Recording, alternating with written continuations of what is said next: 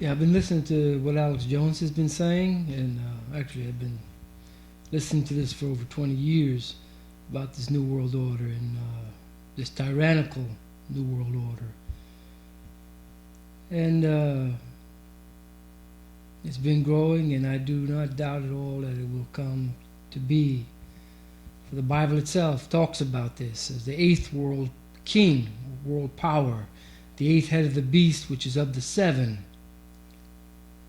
and goeth off into destruction. That's what her future is. But to understand how this is possible, there's a psalm that says, when the wicked flourish as the grass, and all the workers of iniquity do flourish, it is that they shall be destroyed forever. Jerusalem became a nation in, Jerusalem was seized by the Israelites in 1967. Jesus talked about the Jerusalem being trod on by the Gentiles till the times of the Gentiles be fulfilled. Now in the 60s, a whole different moral atmosphere came into being. All throughout America's history, it was stable. The divorce rate, the crime rate, the teen pregnancy rate, all of these things were stable until the 60s, the early and later mid-60s and later on. And after that, a lot of these things just shot up fivefold, like never before in history. This was the time when history changed, and this is what made the New World Order possible. It is because the degradation, the moral degradation of this nation, that they would ever allow a New World Order to come into being. And now they don't have enough sense or morals to know how to stop it. But they didn't know how to stop it back then when it happened. They all swallowed it. When they says gays are okay now, the whole population just swallowed the garbage and went along with it.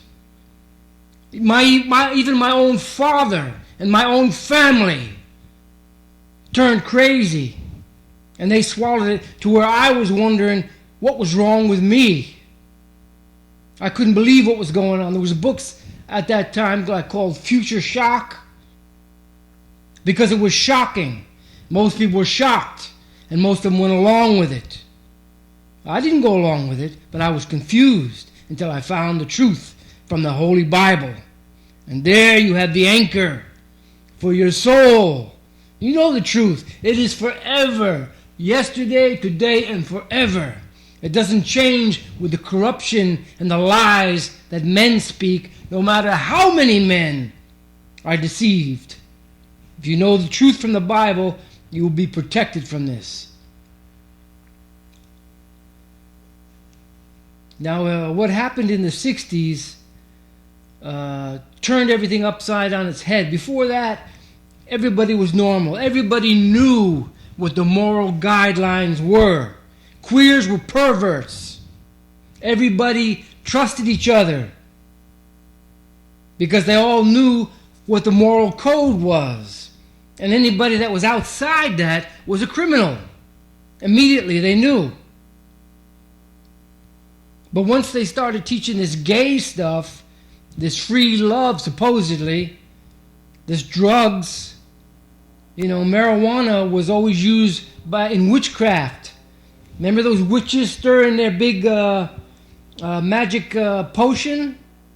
That all had hemp in there, marijuana.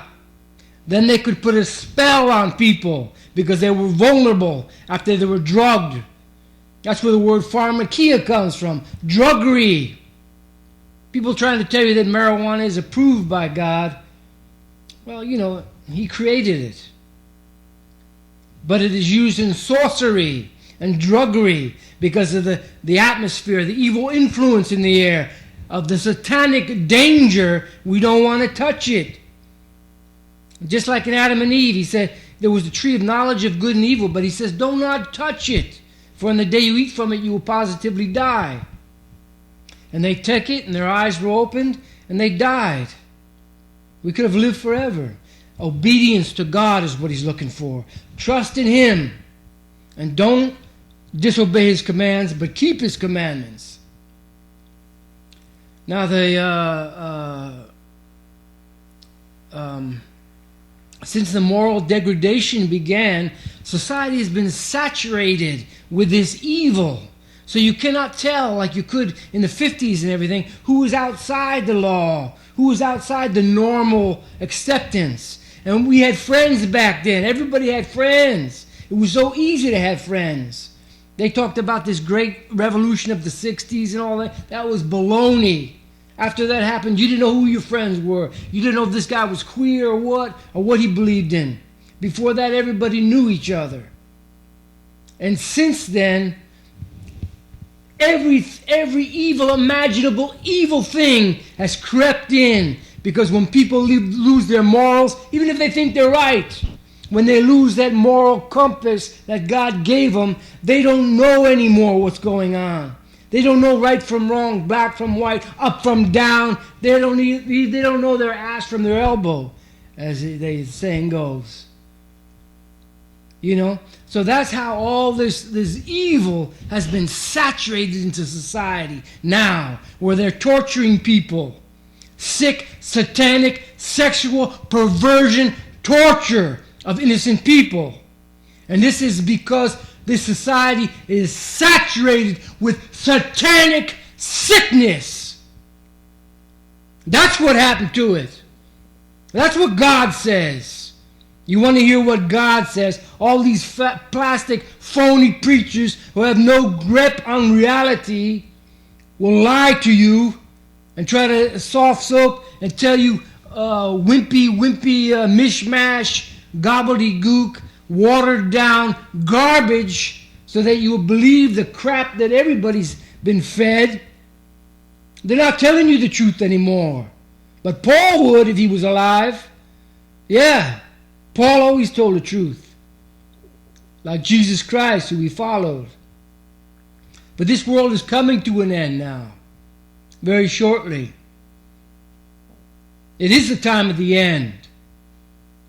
Because like what it says in the Psalms, I believe it's 92, around in there, it says, when all the practitioners of what is hurtful blossom forth, and all the workers of iniquity do flourish, it is that they shall be destroyed forever. That's why we're living in such strange times right now. People don't even know anymore. And Alex Jones, I appreciate what he's saying, but he was born after the time. He doesn't know what it was like before that. But he knows enough to know what this tyranny is about.